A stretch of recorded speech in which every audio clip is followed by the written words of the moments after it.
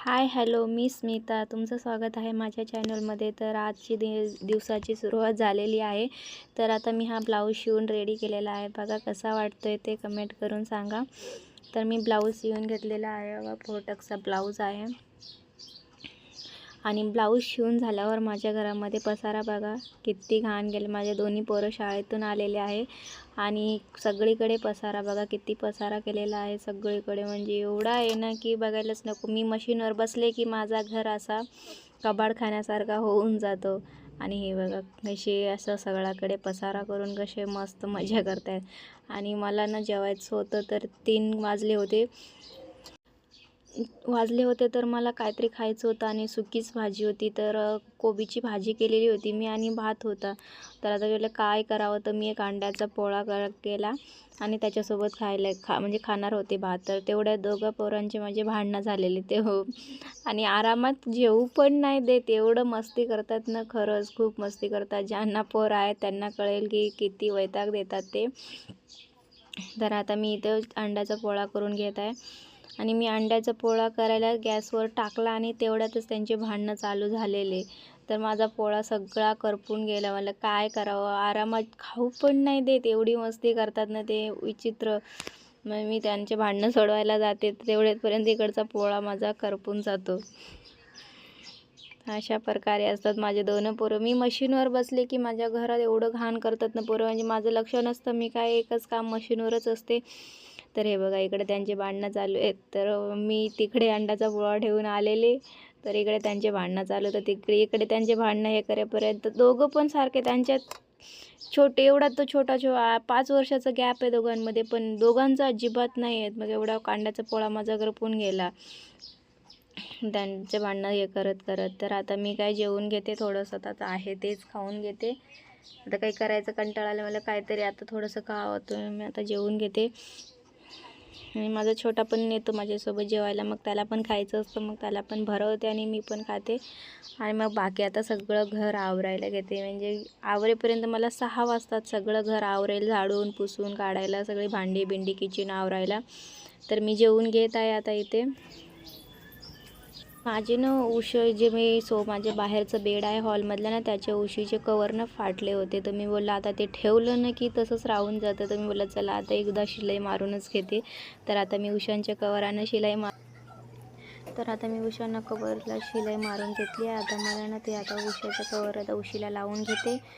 आणि इकडे कसा पसारा गेलेला आहे. पोरांनी विचित्र नुसता वैताग दिलेला आहे. मला तेवढा कंटाळा आला आहे ना खूपच. एवढे त्रास देतात ना खूपच. आता काम करते ना तरी मध्ये मध्ये करतील, असं करतील, हे पसव ते पसव. आता छोटावाला माझा किटू आहे ना, तो काय करेल मलाच करू दे. मग बेडवर तरी त्याची बेडशीट टाकायला घेतले ना की मी बेडवर तरी बसेल, हे करेल ते करेल. मग कामं पण नीट करू नाही देत. एवढे ते हे करतात. मला जाऊ दे आता, पोरं आहे तर करतात, काय करणार आपलेच आहे.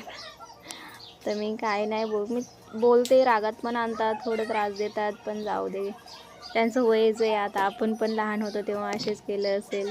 हे बघा माझा किटू छोटा आहे, त्याची मस्ती चालूच आहे. काही ना काही करतच राहतो.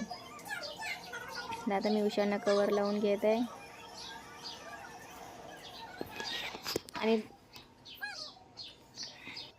आणि त्या दोघांचे भांडणं झालेले ना, तर आता माझ्या छोटा किटू जाऊन दादाला सॉरी बोलते. त्याने सॉरी बोललं.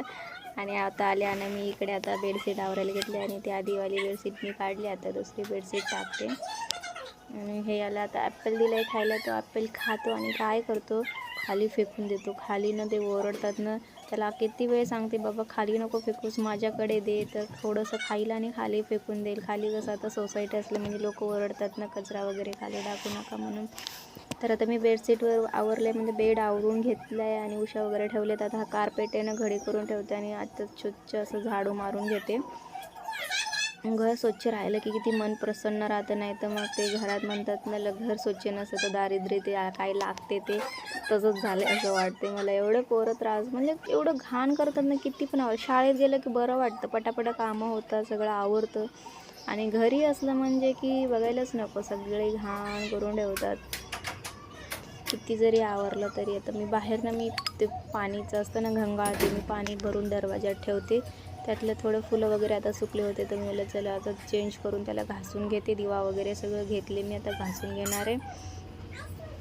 आणि एकदम स्वच्छ असेल. आधी बाहेरची वगैरे बाहेर बाई येते झाडू मारायला, पण ती काय पायपुसणी झटकूनसुद्धा झाडू नाही मारत, असा वरच्या वरची घेते आणि जाते. एवढी धूळ वगैरे आता हवा वगैरे येतात ना, तर सगळी धूळ येते घरामध्ये, तर ती स्वच्छ मारतच नाही. नुसतं इकडे ती वरूनच करते. जाळे वगैरे तेवढं बाहेर पॅशेसमध्ये झालेले आहेत ना बरेच, तर ते काही काढत नाही ना. आपलं माझं तर काही हात वरती जात नाही.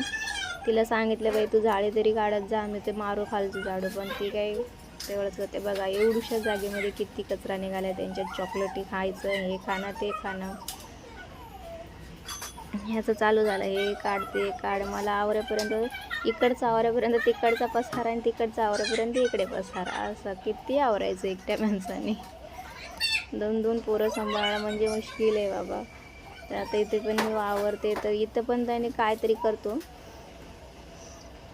जाऊ दे, मला पण मस्त वाटतं काहीतरी आपलं टाईमपास होतं.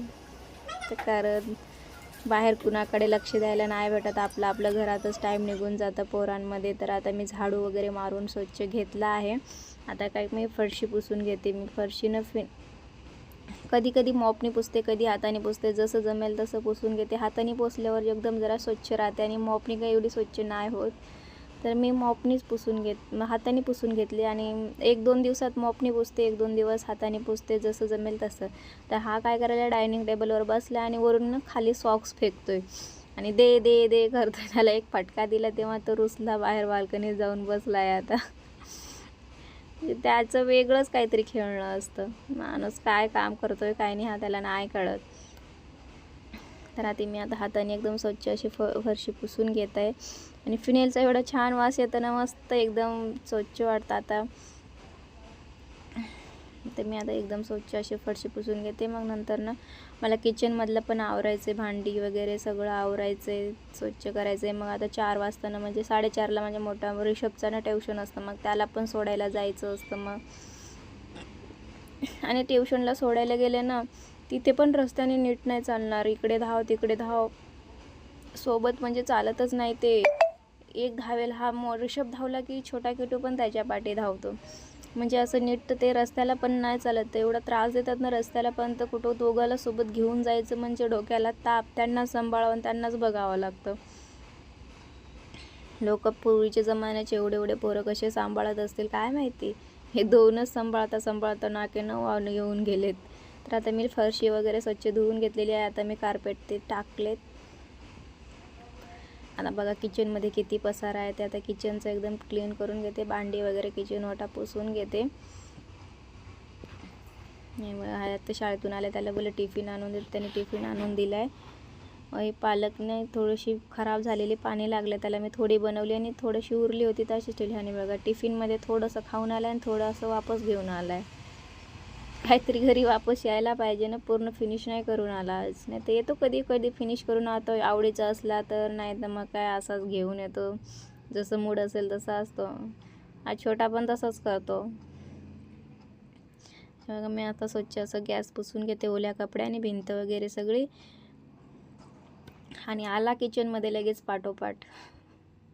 तिथे पण आला, मला हे दे ते दे, इथं चढ तिथं चढ. मला त्याला माझ्याशिवाय करमतच नाही. मी जे करेल तिथं आता झालं चालू किचनमध्ये, मला हे दे खायला ते दे खायला, चालू झालं त्याचं. असंच असतं.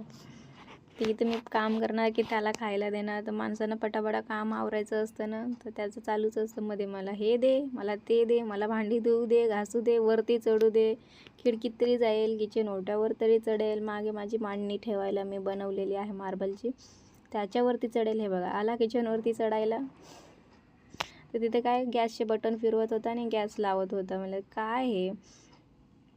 आता त्याला चॉकलेट कोणतरी दिलेली, तर ते चॉकलेट दे बोलतो मला काढून. त्याला दिली चॉकलेट, काढला. मग आताच लादी पुसले खाली पाडेल म्हणून त्याला लगेच मी भरून दिली, खाऊन घातली. मला खाऊन घे पटकन. तर त्याला खाऊ घातले. नंतर मी सगळी भांडी धुवून घेतली. आता मला सगळं किचन वगैरे आवरून घेते.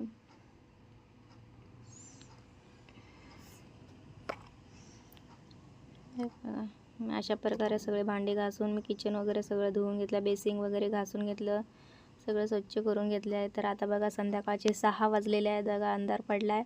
आता मी ना कलिंगडनं, आता तर थंडीचंच वातावरण आहे, पण आमच्या इथं कलिंगड भेटायला लागलेले आहे. तर पोरं कशी ऐकत नाही ना, तर मी ट्युशनला रिषभला सोडून आता घेऊन पण आले आहे त्याला. आता ते थोडं आता खाली खेळायला गेला मी, तोपर्यंत मला फ्रीजमधून ते काढून बाहेर ठेवते आणि कट करून ठेवते. म्हणजे कसं फ्रीजमधलं थंड आधीच थंड आहे आणि फ्रीजमधलं थंड देणं सर्दी वगैरे होईल, म्हणून मी काय करते त्याला खेळून येईपर्यंत मी बाहेर काढून त्याला कापा करून ठेवते. मग आलं की तो कसं खाईल ना, म्हणून मी बाहेरच काढून ठेवते. कसं लगेच फ्रीजमधलं काढून खाऊ नये ना, त्यामुळे मी थोडं बाहेरच ठेवते.